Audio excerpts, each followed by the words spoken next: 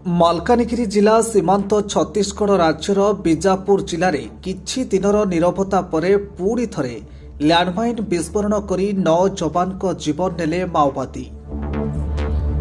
ମାଲକାନଗିରି ଜିଲ୍ଲାର ସୀମାନ୍ତ ଛତିଶଗଡ଼ ରାଜ୍ୟ ବିଜାପୁର ଜିଲ୍ଲାରେ 9 ଜଣ ଯବାନ ଶହୀଦ ହୋଇଛନ୍ତି। ମାଓବାଦୀଙ୍କ ଲ୍ୟାଣ୍ଡମାଇନ୍ ବିସ୍ଫୋରଣରେ ଶହୀଦ ହୋଇଛନ୍ତି 8 ଜଣ ଡିଆର୍ଜି ଯବାନ ଓ ଚଢ଼େଇ ଡ୍ରାଇଭର। कोटरू थाना अंतर्गत आंबेली गाँ निकटस्थ बेदर रास्तार माओवादी ଏହି ଲ୍ୟାଣ୍ଡମାଇନ୍ ବିସ୍ଫୋରଣ କରିଛନ୍ତି।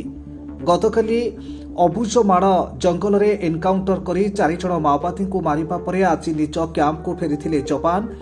ଦନ୍ତେୱାଡ଼ା ବିଜାପୁର ଓ ନାରାୟଣପୁର ଜିଲ୍ଲାର ଡିଆର୍ଜି ଓ ଏସ୍ଟିଏଫ୍ ବାହିନୀ ପକ୍ଷରୁ କରାଯାଇଥିଲା ମିଳିତ ଅପରେସନ ସାରି ଫେରୁଥିବା ସମୟରେ ମାଓବାଦୀଙ୍କ ଲ୍ୟାଣ୍ଡମାଇନ୍ ବିସ୍ଫୋରଣର ଶିକାର ହୋଇଥିଲେ ଯବାନ।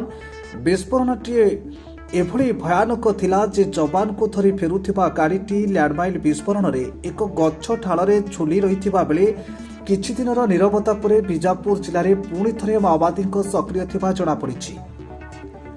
ମାଲକାନଗିରି ଜିଲ୍ଲାରୁ ଶରତ ଚନ୍ଦ୍ର ଖରାଙ୍କ ରିପୋର୍ଟ, ଡ୍ରିମ୍ସ ରାଇଟର ନ୍ୟୁଜ୍।